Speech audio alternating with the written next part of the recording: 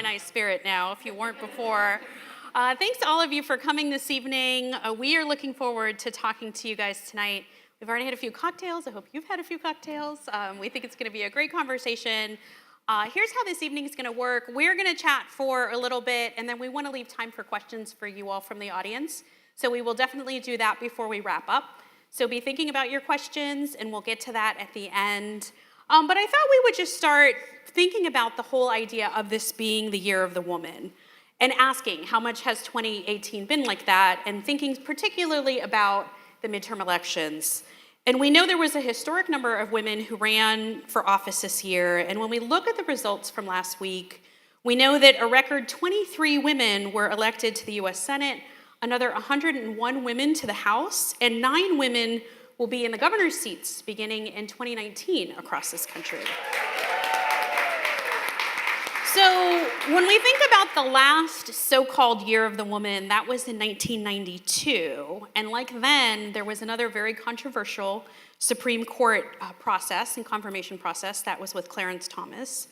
But today we're here to talk about another arena for women, and that's journalism. And as you just heard, our panelists this evening run the gamut of industries from NPR to ESPN to WBEZ, Rivet Radio, and Illinois Public Media, and of course, the University of Illinois, which is how we all ended up here tonight.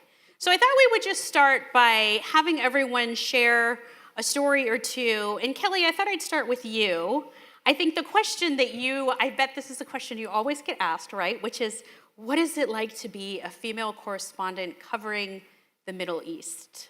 You were always asked that. I'm always asked that question.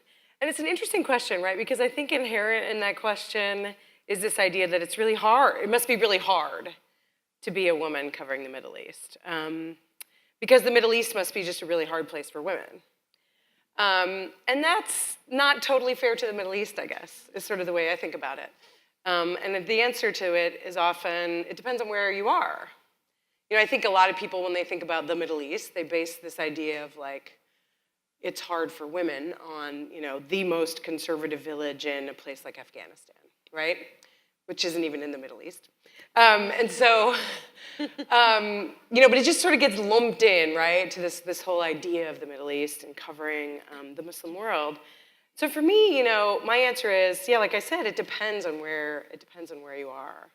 I have this story. I always remember I was in the Syrian city of Aleppo, and it's a place that saw a lot of fighting during the Syrian war for a couple of years there.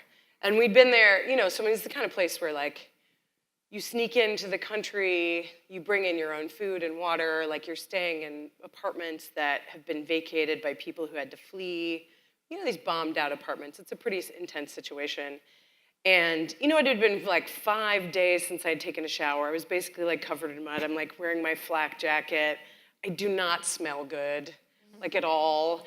And I'm walking with these guys, you know, these Syrian rebels. And I remember walking down the street and this guy being like, oh, ma'am, watch out. There's a puddle. You know, like, don't step in that puddle. Like, as if, like, and so that's my answer to, like, how I was treated as a woman in the Middle East. And again, the answer is it depends on where you are. I also I like to think about the idea that there's a lot of privilege in my position in the Middle East too, right? You know, as a Western woman, there were certain ways where I was going to be afforded a lot of respect because I was a Western woman or just because I was a woman. But you know, the rules would be different for other women in the situation. So I think that was something to think about all the time too. But what was great as a woman journalist was that, you know, if I was in a really, really conservative village in Iraq or Yemen or Bahrain, I, as a woman, could talk to if it was maybe a village where the women and the men were kept separately, I, as a woman, could talk to all the women. And I could also talk to all the men because I was a Western woman. So I think my answer is, like most things about being a woman, is that, you know, some of it really sucked and a lot of it was really great. That's great. Geneen, you worked with a very famous Chicago woman in media, and that's Oprah. I wonder what that was at the beginning of your career, what that was like. So, Can you guys hear? oh, sorry. I think it's on now. So I was able to work with a lot of really good women before working for Oprah. And so I had a lot of good female bosses, and I thought that was really cool, but I always wanted to work for the Queen. And once I finally got the chance to work for the Queen, it was all that I expected and more. I mean, outside of the perks that you would expect you would get at Harpo, I learned a lot of life lessons. Like as I would produce her shows, I'm like feeling like I'm doing therapy. I'm like taking notes for my personal self as well as taking notes to edit things. So, and she is a person, I mean, she was just a great example of a woman working in media, of a boss, of a woman of color, she was very intentional about everything that she did. She would always make sure to speak to everyone as she walked down the halls. A lot of people have different things to say about Oprah, and they hear that she's a bad boss, and that's not my story. I can't say what everyone else's story is, but that's not my story. We always had a good relationship. Now, no, she was not my friend, but she was a great boss, and I learned a lot there. It was a great experience, and I think it just belongs in its own category. I used to we have a Harpo Facebook page, and so I used to, everybody says that they go to other jobs looking for the Harpo experience, and then we just had to realize we won't have that again. It belongs in its own category, and then you just go on to live life and do other things, so. Oh, I want to come back. Not in a bad way, not in a bad way. It's not sad, it's just an experience. All right, I want to come back to that because I want to come back to, we are going to talk about working environments and what the past 12 months have been like to be a woman in journalism when we've heard about a lot of men who have not been great colleagues and bosses. So we are going to talk about that. But to that point about life lessons and what you've learned, Carol, I wanted to ask you about what it's been like. When we were talking about what we wanted to talk about, you wanted to share a little bit about what it's been like for you to navigate this as a mother as well, your career. Sure, yes. So I have 2 children. My husband and I live with our children in Lincoln Park. I have a 2.5-year-old and an 11-month-old, and some of you may have even seen me in the bathroom FaceTiming my family before going to bed. And there's just certain sacrifices that you need to make as a working mother. I am actually still nursing my son, and part of that is you need to be with your child, and so I've been able to take my son with me on, he's now been on 17 flights. Wow. Which, yeah, I mean, you make it work, and I'm really looking forward to his 1-year-old birthday next month. We'll be done with that, but we got him off to a great start, and ESPN has been wonderful. As some of you may know, we are owned by Disney, so family is a priority. We are given family child bonding leave, whether you're adopting a child, fostering a child, you have a child, you receive a child in some way. Everybody, males and females. I was going to say regardless of gender, right? Right, yes, regardless of gender, everybody gets 3 weeks off paid when a child enters your family, and then you could get more time after that. But ESPN has been wonderful about attending to the different needs, especially me. Oftentimes I get questions as why I am in Chicago when the headquarters for ESPN are in Bristol, Connecticut. And back in 2010, my mom was diagnosed with they didn't know what it was. We were fearful that it was Alzheimer's. She was only 56 at the time, and it was just something that I knew that I wanted to be closer to my family. And ESPN allowed me to, I made the request, hey, look, the majority of what I do is phone and email, so what do you think about letting me work from Chicago? And they said, okay, I was one of the first people to work remotely, so they said, don't go and shout it from the rooftops, but we're going to let you do this for 1 year, and we'll check back in with you. And it's now 2018, and I can't believe I've spent more time here in Chicago than I have in Bristol. But it's really allowed me to achieve some personal goals and spend some time with my family. And Carol, what do you think that experience taught you about asking for things in the workplace? yeah, I think what it taught me is that you have to ask for what you want, because people aren't going to give it to you. And especially as a woman, I think oftentimes we may come to the table a bit more reserved, not wanting to be perceived as bossy or too assertive. But my job now, I negotiate with the biggest agents and some athletes and celebrities on a daily basis. So I think it was a good training ground for what I'm doing now. So you have to ask for what you want. Susie, you are also a mom, but I wanted to ask you about how you ended up at WBEZ, because you didn't start in Chicago media. Right. So I interned in Peoria for a while, and then after that I was in publishing, very run-of-the-mill publishing, where it was not really books that you would read. It was like calendars and scrapbooks that you would find in a fundraising catalog that you'd get from your kid's school. So I wouldn't say it was the most rewarding work. And that was in the suburbs. And during that time, I would listen to WBEZ, and I was just a big fan. And I found that they had an internship program. So then I was like, all right, I don't think I want to do scrapbooking and stationaries anymore. Scrapbook publishing, to be Scrapbook clear. publishing. And so then I interned at WBEZ and pretty much just stuck around ever since, and made sure while I was, the freelancer, I was attuned to other people's vacation schedules so that I could know that, hey, I'm available. I'm available to fill in for this person. And then eventually that led into an actual staff position, so I've been there ever since.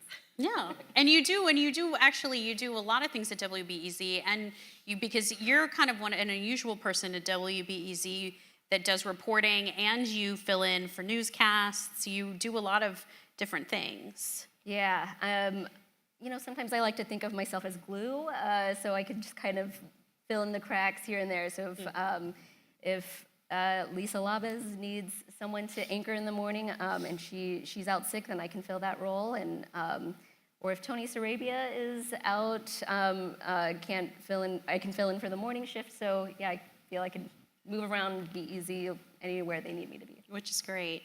Nikki, I wonder, as we've been hearing all of these different themes, all of us sharing different stories about how we ended up where we were, the life lessons we've learned along the way.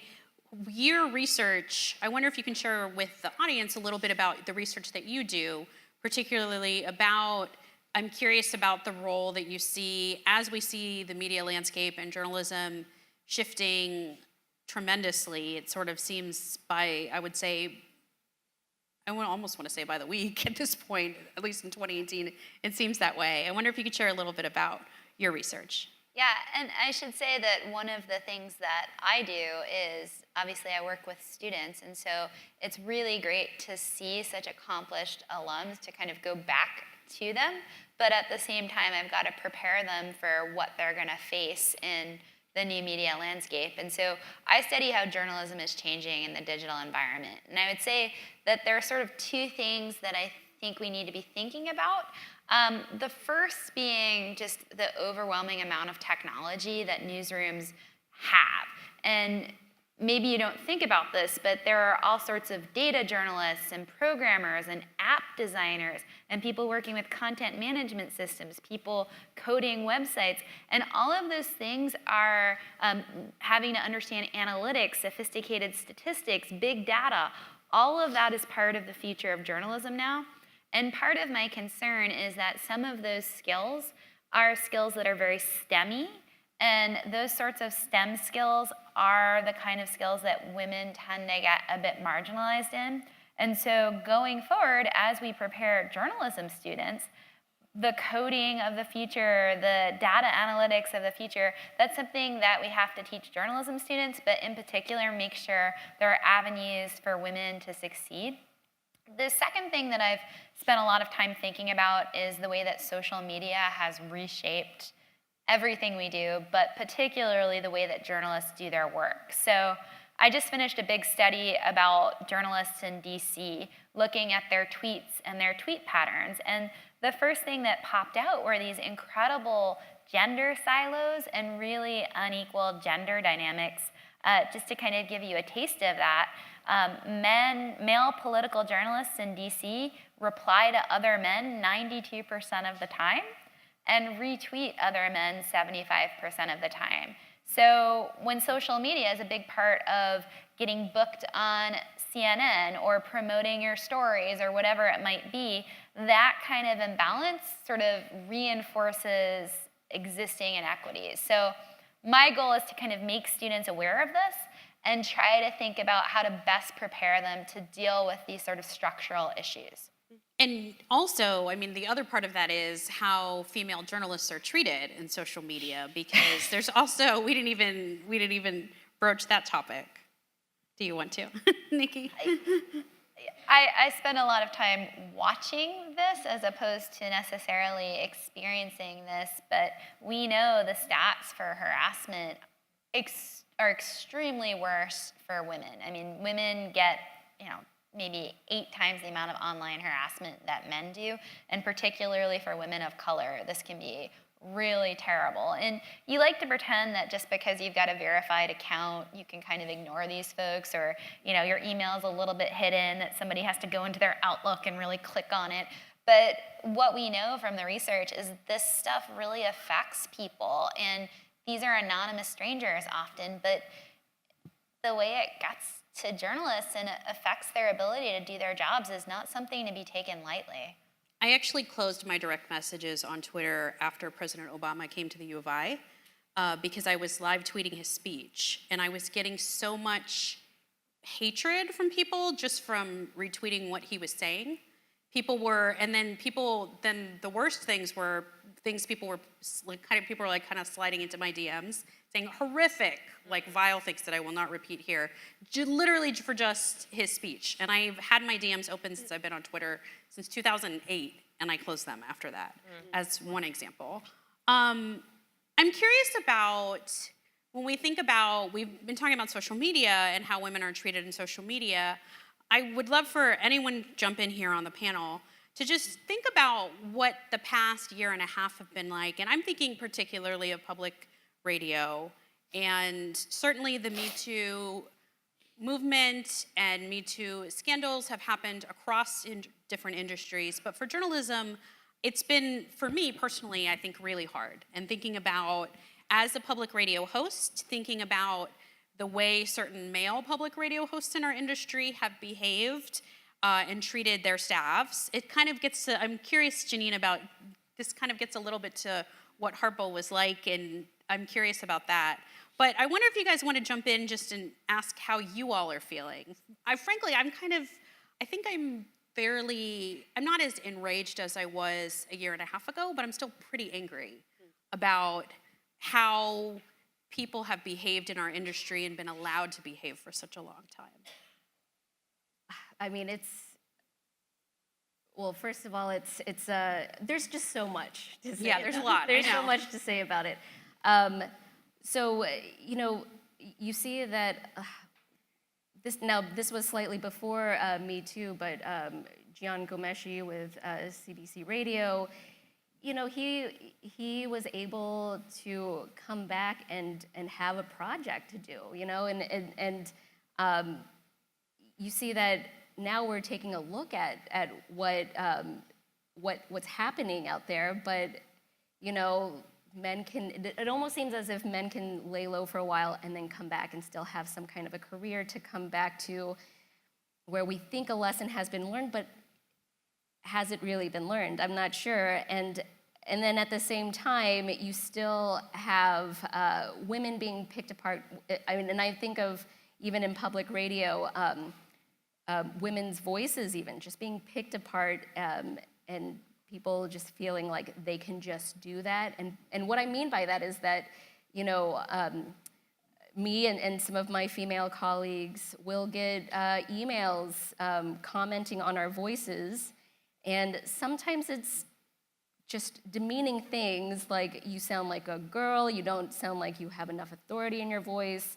Someone said something very insulting to another colleague of mine. Her name is Katie Mingle. Someone described her voice as a slutty cheerleader. And it's just, someone felt that they had the right to say that. Meanwhile, we still have public radio hosts, or not even just public radio hosts, broadcast hosts, men who treat their staff a certain way, and only just now are we, taking a look at that and taking it seriously. So when you talk about still feeling enraged, that's some of the things, those are some of the things I still feel about it. Yeah, it's amazing to me. I feel like I would say 99% of the emails that I get that are critical are from other women criticizing, they're from other women criticizing my voice or criticizing the way that I speak. Or there was this is, if anyone wants to Google this, when I was at WBEZ, a woman created a Yelp page dedicated to how much she hated me and my voice. So, like, and it's weird because I think it's interesting for us to talk about it now because I think we just sort of for a long time accepted that this is just par for the course if you're in broadcast or if you're in the industry, that people are going to say these things or they're going to send you these emails. Well, even with that woman, I feel like there was like sort of a socializing of how women should sound. So, she was told that this is how, if you are a professional woman in this role, this is how you should sound, and if you don't fit that way, then a woman or a man, they have the right to comment, and not take you seriously. Right. How boring, though, if we all sound the same. Exactly. Right. A diversity of voices is important. My favorite was someone actually sat down and took out a piece of stationery to write me a letter and call me a public radio witch. Was it Twice. Was it was because addressed of this to NPR, Kelly McEvers, public radio witch. on the envelope? And then on the envelope, and on the inside it was Dear Public Radio Witch. Was it And then it because went of on your to, like, talk story? about how Was it because horrible. of a story? It just went on to talk about how horrible I am and what a terrible voice I have and how completely uneducated I am and now I sound like a child and an idiot and I don't use the proper grammar. And yeah, you're right. How totally boring if we all sounded exactly the same. Right. But yeah, it's fascinating you bring up the men because, Gian Gomeshi had a huge piece in the New York Review of Books recently. It was like a month ago. Yeah, John Hockenberry, huge piece in Harper's also like a Magazine month ago. recently. Louis C.K. obviously got to go back to the comedy club and do his thing. You can feel how you feel about these people. And it's funny because I saw those pieces, and these are in like publications that I subscribe to, and they turned up on my coffee table, and I'm like, oh, it's Harper's, it's the New York Review. Like, these are going to be like, Gian Gomeshi, I was like, I'm not even opening that thing, sorry. But John Hockenberry, I was like a person from our industry. I believe the women, but I was like, maybe there's going to be some kind of interesting kernel to this piece, right? Like some kind of fascinating or surprising mea culpa. It wasn't even a mea culpa. It wasn't even a mea culpa. All it was like, really, could I have been that bad? And it was just like, it's amazing. And, when people ask me, how do you feel about the fact that there were such men in public radio, I'm not surprised. No. Just because we sound like a bunch of nice people on the radio and stuff, there's jerks in public radio, there's jerks everywhere, right? That's the thing. And, the way we dealt with it is we dealt with it just like we deal with anything, I think all you guys do, right? Is we dealt with it like reporters. The minute somebody came to my office and said, the senior vice president of news took me out to dinner and stuff happened and it was awkward, and I can't talk to anybody about it right now, I was like, okay, fine. Where did he used to work? I looked at his CV and I picked up the phone. I called everybody I knew at the AP and I was like, what do we know about this guy? And I called everybody I knew at the New York Times and I was like, what do we know about this guy? And I ran, it's like you start running stuff up the flagpole and you do your job and you do the work and you try to find out what happened. And when we finally, when there was finally enough corroboration against our senior vice president of news, Mike Garaskis, to, for another newspaper to publish an article about him, and then he was let go from NPR. Once there was enough corroboration, then we put our CEO in the box. And On All Things interviewed him. Considered. Yeah. Mary Louise Kelly, I remember I had just left All Things Considered, but they were like, oh my God, you guys, Mary Louise is interviewing Jarl right now. And I sent a message. So by then we had a Facebook group called the Women of NPR. And I was like, every woman in the building go downstairs. And we have a viewing window. And all the women came and stood outside that viewing window. While he was being interviewed. And watched that interview. Yeah. Wow. That was a great We're here, dog. You know what I mean? Like, we're just, anyway. So one of the things that worries me a little bit is that news organizations are supposed to be keeping a check on everybody else. And when we sort of see some of the problems within journalism, that, I think, makes it clear to people that no, journalism isn't perfect. Some of the sanctimony that journalism has about being these perfect public servants is not true. And so I worry a lot about kind of the lasting issues with trust for the public, given that we're in this declining environment of trust. And so I think NPR was incredible because they came out on top of this and were as transparent as they could be when they got called on it.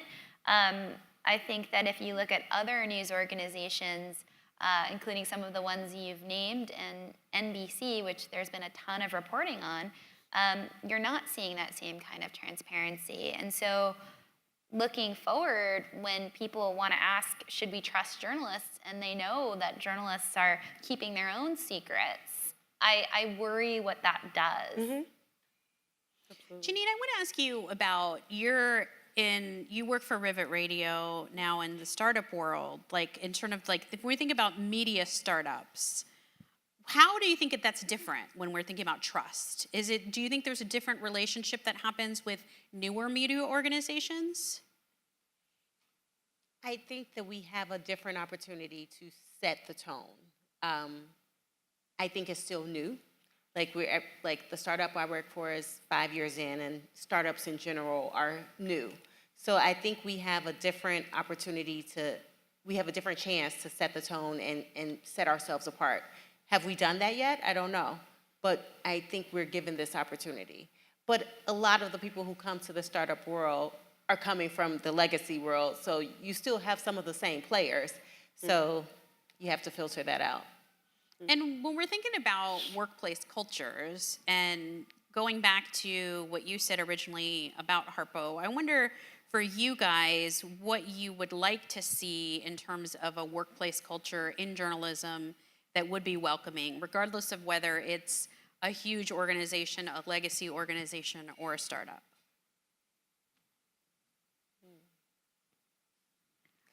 Where to begin? Right. Can you build the next Harpo?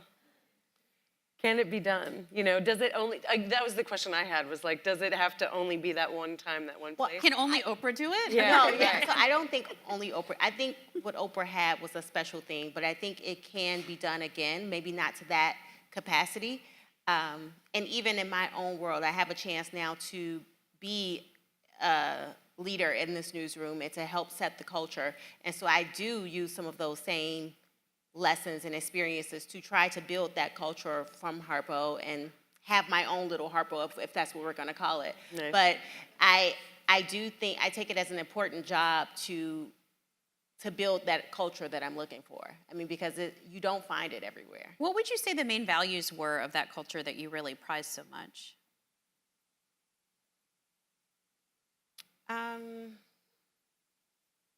I feel like it was just an open place where employees were really appreciated. And you work hard and you got to play hard. And I feel like a lot of times employees are not appreciated in a lot of places. That's the biggest thing that I found. And while I was willing to work hard, I felt like we were rewarded very much for our investment. Mm-hmm. So that was the biggest thing. One of the reasons that I paused is because ESPN is far from perfect, but one of the things that I love about ESPN is that we do allow our employees to embrace who they are. I wear a cross every day. That's who I am. And I've never felt shame about going into an office of somebody who doesn't maybe share the same beliefs as me. I've never once encountered that. So I think that having an environment that allows you to be who you are and inclusive, and not only to put diversity and inclusion as a priority, but to go ahead and live that out. ESPN is one of those companies that does it well. Do you work with a lot of women? I do. Yeah. Yeah, yeah. I think that ESPN gets, the sports media gets a stereotype as being a man's world, but we've really, especially behind the scenes and in media, I don't have an exact stat, but I know that it's higher than 30%, and it's probably leaning towards 50%. It's probably in the 40% of where we're at in terms of male-female balance. So I've got this handy dandy. Okay, there we go. Well, no, because I think it's really important to put some actual, I'm a researcher, some empirical sort of context around this. And one of the things we know is that actually some of these gender ratios really haven't improved all that much over the past 20 years, and actually U.S. newsrooms are less diverse than the average workplace. So take that in.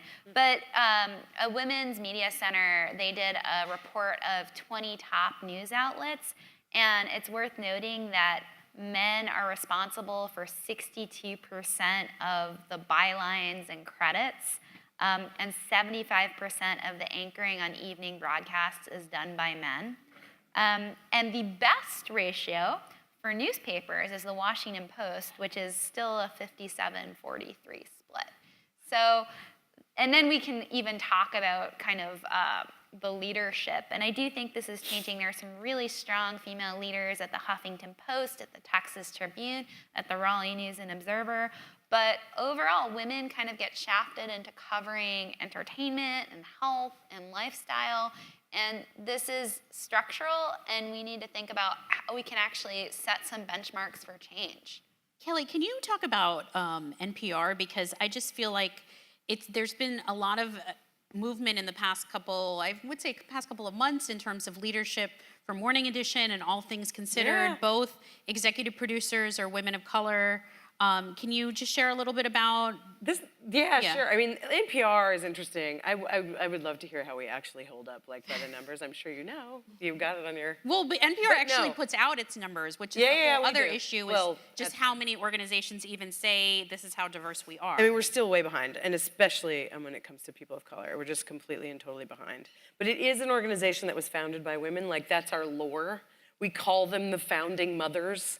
They're still around, Susan Stamberg, Linda Wertheimer, Nina Totenberg, and Cokie Roberts. Like, they're still in the newsroom. We see them all the time. Susan Stamberg's voice is now on the elevator.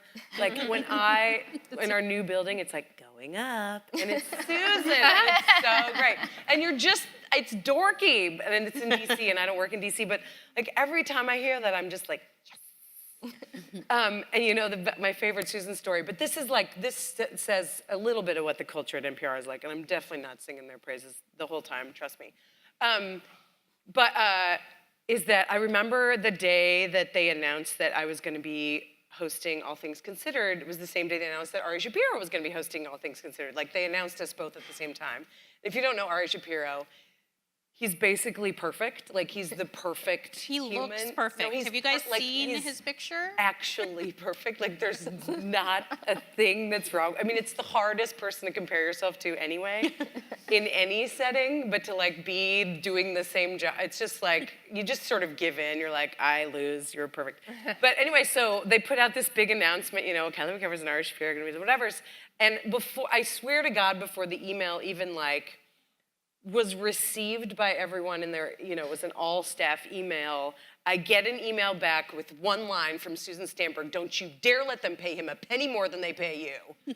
You know what I mean? Like, that's NPR, that's what a founding mother is, and that's what a founding mother does, and that's super cool. And I was like, girl, I took care of that 6 months ago. But anyway, because, like, I've been fighting my way up for a long time, like you guys have, it's like we've learned those lessons. But, and yeah, we just hired a woman for the senior vice president of news, Nancy Barnes. She's from the Houston Chronicle, and before that, the Minneapolis Star Tribune. Like, she's run newspapers, she's run newsrooms.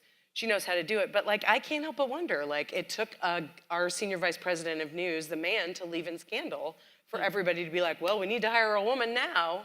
You know, like our second in command is Lauren Mayer, and she's taken over a bunch of the management of the company since the scandal. You know what I mean? So I feel like women are moving into big positions of power at NPR, but only after it was sort of like, well, you know, if you don't do that now, when are you ever going to do it, right? So, but morning edition, all things considered, weekend edition, and weekend all things considered, all executive produced by women. That is an amazing thing. Yeah. And women of color. So it's very cool. But again, these are behind the scenes jobs. I think leadership jobs, and to a lesser extent, talent jobs are still, you know, the ratio's still not great. There's so much that I want to talk to you guys about, but we really only have about 10 more minutes left before questions because I want to leave time for questions. So I'm going to end by asking you guys 2 different questions. There's a lot we didn't talk about, so I want to ask you what you're most worried about with the industry, because there's so many things that could fall into that category. And then I want to also ask you what gives you the most hope for journalism as we're going forward. But let's start with the bad.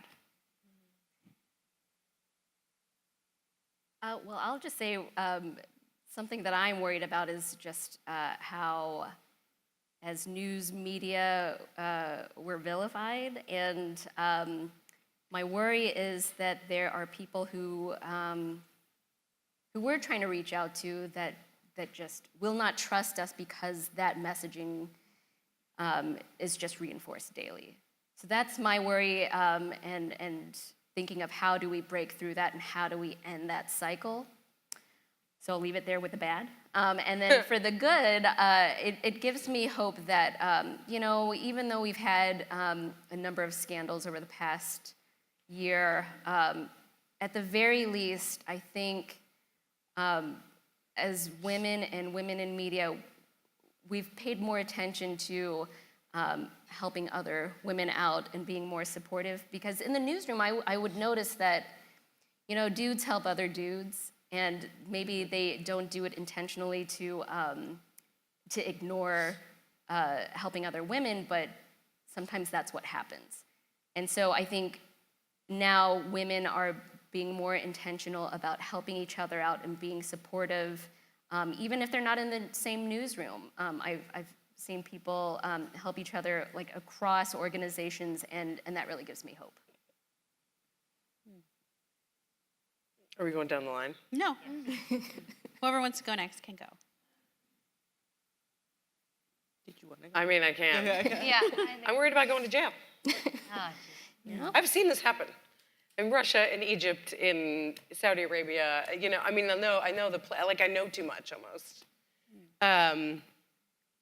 But I'm also kind of not worried about going. Like, I'm kind of like, oh yeah, you want to put me? Yeah, come on, let's do this. Put me in jail. No, but what I'm super excited about actually is because we are under attack, and I can't even say the phrase enemy of the people, because again, I know what that means in Syria and Egypt. I know what happens to the enemy of the people, and it ain't pretty, right? But what makes me feel okay some days is that because of that backlash, there are people who stand with us. You know, subscriptions are up. Membership is up. Membership is up. People are listening. People are paying attention. People come up to us and say that what we do is important, and I don't have to be a hero. That's not the thing.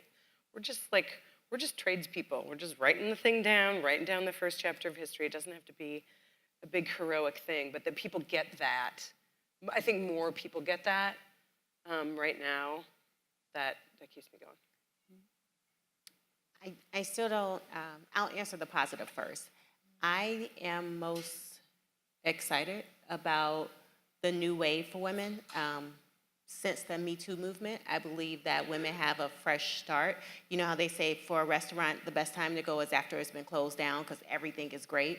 So I feel like we can have a fresh start. Like women are like, I'm not taking it. Like let's go, let's get together. So I think we have a fresh start to get together as women and make a new page, make a new story for ourselves. So I am happy about that. what I'm concerned about is I think it's hard to be a journalist under this administration. We have CNN suing the president now. So it's a different day, and it's really hard to be a journalist right now. So there are a lot of things I worry about, but I think that the national media is sort of setting the precedent for many of the flaws that are happening in journalism, and the relationships that exist in local media are a lot better. So if you look at WBEZ, for example, those loyalties are really strong between the community. It's sort of like you love your local congressperson, but you hate Congress, and that's kind of something that we're seeing. So the more that the national news media kind of puts themselves out there and high-profile errors or antagonism, I think that it makes it harder for people who actually see the people that they cover on a day-to-day basis. But that said, I mean, I work with University of Illinois students. I invite any alum who wants to check it out to come and speak and tell us about your experiences. But, these kids are really great.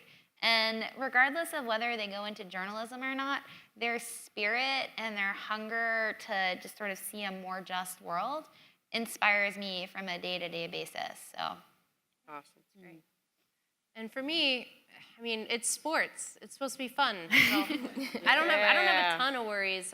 One of the things that I do worry about, based on just thinking about folks who are looking to pursue broadcast careers, especially on air, right out of school, is there's less and less jobs available. So trying to compete for these jobs with very experienced folks who've been laid off. I'm a little concerned about how we breed our next wave of talent when we don't have jobs to place them in. However, on the flip side, we now have social media, and everybody's got a camera in their pocket, and everybody can be a reporter from their own living room. So we have a chance to make our own. A young journalist has a chance to make their own stardom, and with social media, I mean, we just saw the other day there was a guy from Georgia State who asked a few prominent celebrities to retweet him, and it made it to the ESPN inboxes in like 6 hours. So this guy, who is a Georgia State future grad in December, has now been seen by me, somebody who screens future talent every day, and my bosses. And since we have the platform of social media, the reach is so great. So we can slam social media for many, many things, but the reach and the ability for me to connect with anybody that wants to tweet me, or for even, we were talking about how we can all connect now that we've been linked on several tweets. That's pretty cool, and that gives me hope. Great, thank you. So I want to leave time for questions, and I think there's a microphone that's going to go around. Okay, it's back there. We've got two. We've got one on this side and one on this side. Okay, so maybe if you raise your hand.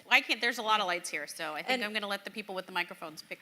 Yeah, while we're doing that, Dr. Usher mentioned students from the College of Media, and we have a few tonight. So if you would please stand.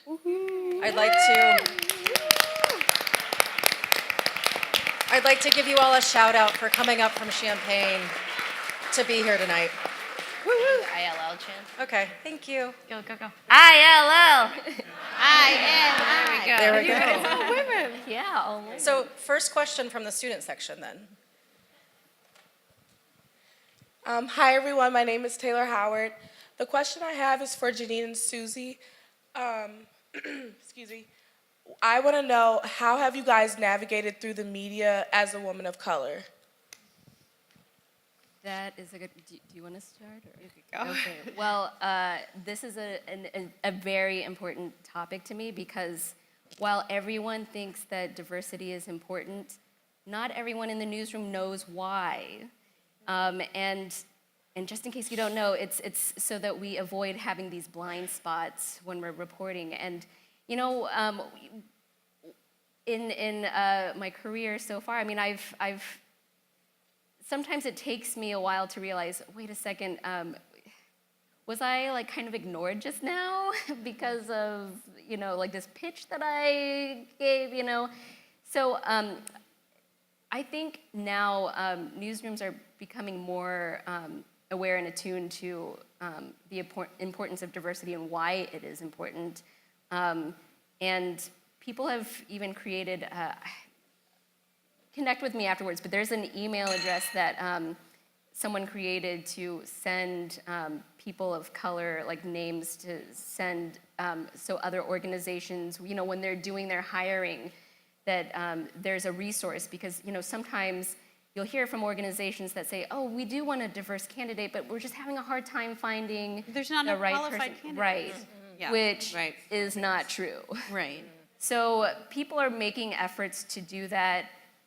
And I would say, as you know, if you're being a student now, keep putting your name out there, and you know, be that person who reveals that blind spot. Maybe there's a story that you could pitch that your newspaper or whatever media you're getting into, that you could pitch that maybe that's not a story that they would have done. That's one way to get your voice out there. But you know, it's I have hope for you when you have a job that that diversity will be forefront at whatever organization you're at, and that they will have that understanding, because I think more organizations are getting a lot better about that.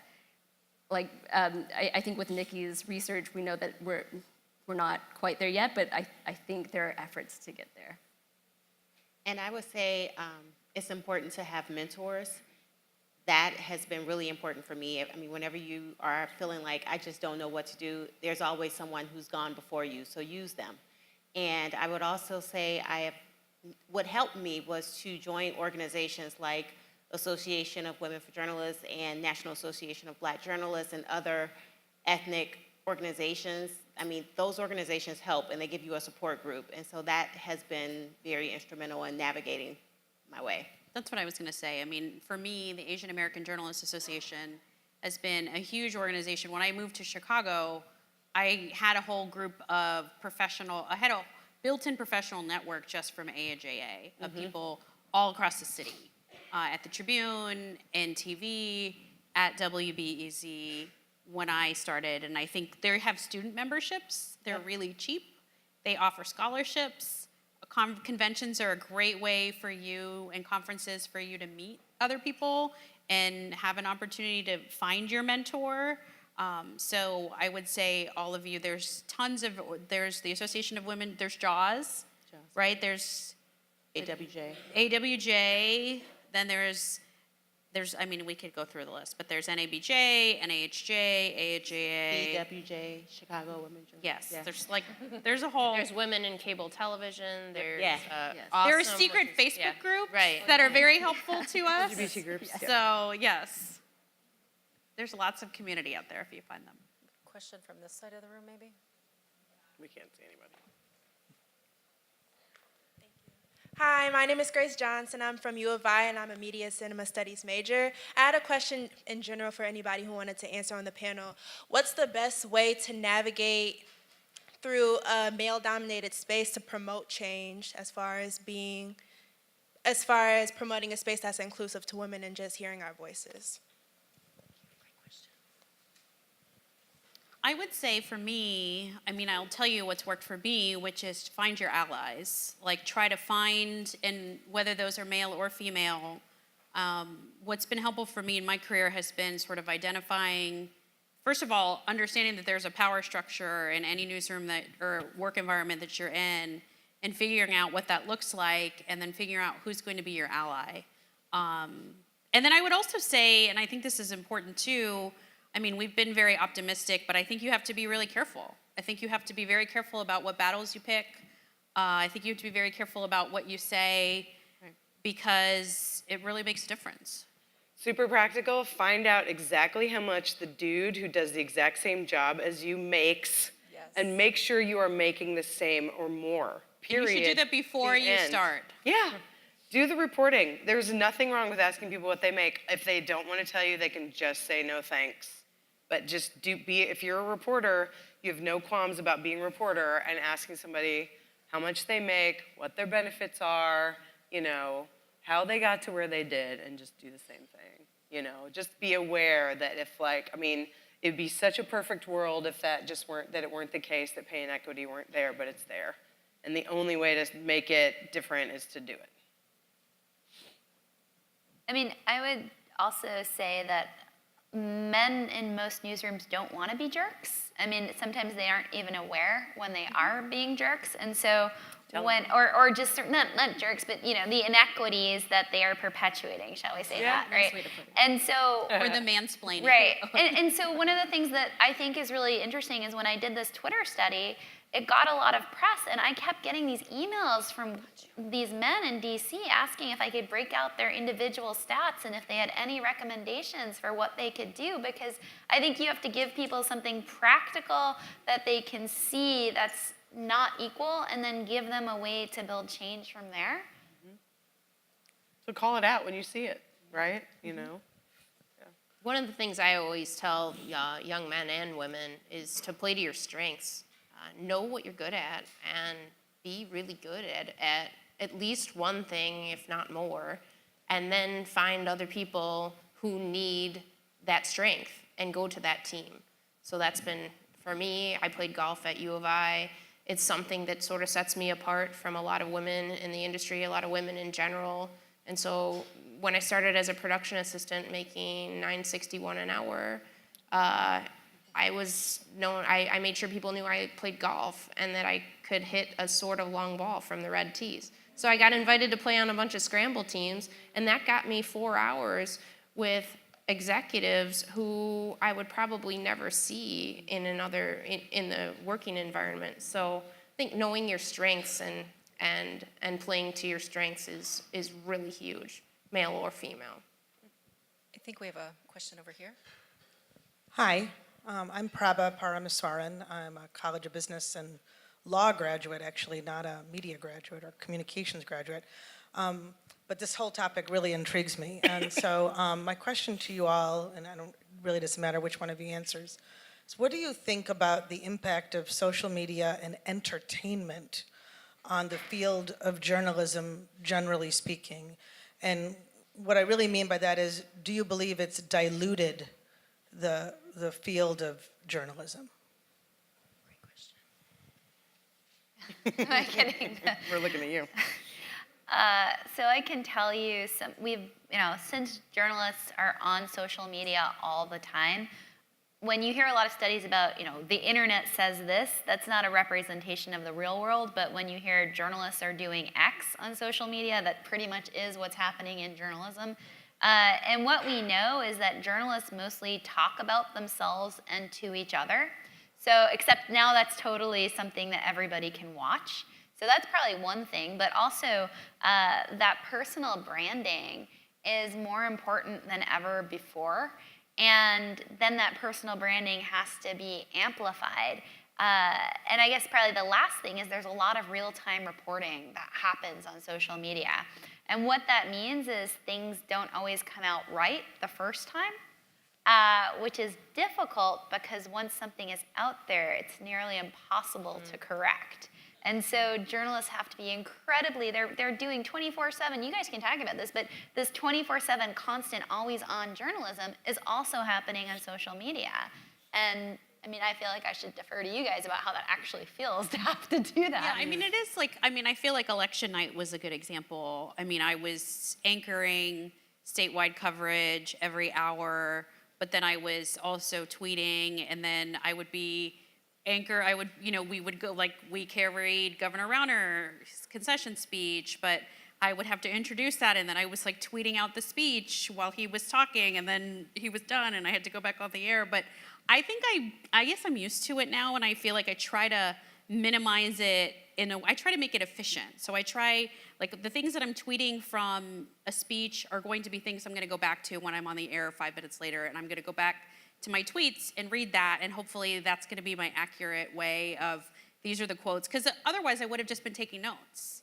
So you're right. Twitter is kind of like a notepad for me. I just feel like it needs to look better, right? It has to be more accurate. Susie, you probably did the same thing, right? Well, I mean, if we're talking about election day, I was looking for irregularities at polling places, and I sent that out, and I got a lot of different people tweeting back to me, and so that helped me with my reporting.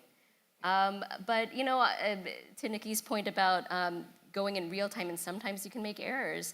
I think about when people were being detained at airports, and that first night that it happened, I was there, and there were a group of pro bono lawyers there trying to help, and so I'm getting information from them, and I'm also tweeting that out. And the number of people they told me on first reference was wrong, but I tweeted that out, and then I, like an hour later when I got the number, I had to make the correction. So it's like, who's seeing that first number, who's seeing, both of those tweets. So sometimes when you're in like that rapid stage, I hope that people then tune in for the report and not just Yeah, for and the it's tweet. really hard. I mean, and to the point of, I do think, if you could have a tweet that can it can be that moment, and it can be that's the tweet that gets picked up, and that's the tweet that goes viral. So, I do think actually, I will say, my hope is, I think journalists are, the reason we love Twitter is because it's kind of like how we live our lives. Like, we like sharing news. We want it to be accurate. We're exercising our news judgment about what we share. So I think in general, journalists are actually pretty good at Twitter. My worry is that, we're just talking to other journalists and the whole world is not on Twitter, but. Right, that's the danger, right, of being a journalist. You're like, Right. oh my God, the internet is saying this, like Nikki said, but that's not, but the internet is saying is way different from the world is saying it. Because what's the Twitter saturation in this country? It's not as high as we think it is. So you see all this stuff happening as a journalist, and you're like, Right. We constantly remind ourselves, like, this isn't the world, this isn't real. It's nothing will ever be a substitute for getting out getting out in the world and talking to people. I think we have time for one more question. Question up front here. Hi, so I'm a head social media director and special projects director for my magazine at school. And on my exec team, it's a new position. I'm making up all my own rules and everything. And I came across with this problem where the exec team doesn't really understand how important my job is. Yeah. So we're doing like this entire new budget, right, for print and everything. And I'm thinking of ways on how to publish this on social media and getting 80 students in 3 different classes that I don't even see to post about their stories and everything. And one of the guys on the team, like, well, you can handle all those 80 tweets by yourself and post everybody's story. Your job isn't as important as mine, which is budget. So how do I make the exec team understand, or at least respect the position that I'm in, and that I have to make all my own rules, per se? So I can answer that question immediately, which is take my class in the spring. There you go. That's a social media class, so come there. And you can explain with statistics and research why your job is important. Also, just tell them. But that's like, it sounds like crazy obvious, but it's this thing that we wrestle with all the time, right? If you're the annoying, like, hey, you guys, I'm great. Just listen to me. Then I'm you're the greatest. difficult one, right. You're like, am I annoying? Am I going to be perceived as this? Am I going to be perceived as that? My thing is always like, if you annoy me, that means you're a good journalist. So I'm going to hire you. So like anytime there's a woman who's like calls me 3 times, I'm just like, yeah, okay, you're hired. Because that means you're good at this job that we do, which is actually kind of an annoying job. Right. But yeah, so I understand that saying just tell them is harder than it sounds. I totally do, because I've done it I've thought those thoughts for 25 years. But yeah, so figure out a way to tell them. Yeah. So thanks, you guys. Oh, this is my personal note for the students who are here. I have internships on my show, which is based in Champaign, Urbana. So come talk to me afterwards. Carol, Nikki, Geneen, Kelly, Susie. Thanks, you guys. Thank you so much. Thanks for having me. We're gonna be Thank around you for for coming. it. Thank you for coming. Thanks for coming. Cool. Great. job. Nice job.